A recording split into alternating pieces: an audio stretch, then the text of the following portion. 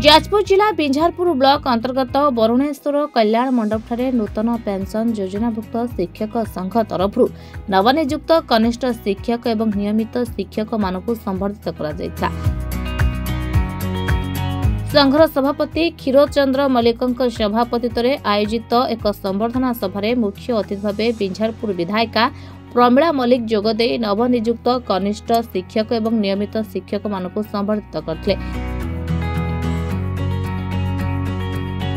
इस सभारे नूतन पेंशन योजनाभुक्त शिक्षक संघर समस्त कर्मकर्ता उपस्थित थे। शिक्षक भविष्य पीढ़ी तैयारी करती बोली मत व्यक्त करते अतिथि माने।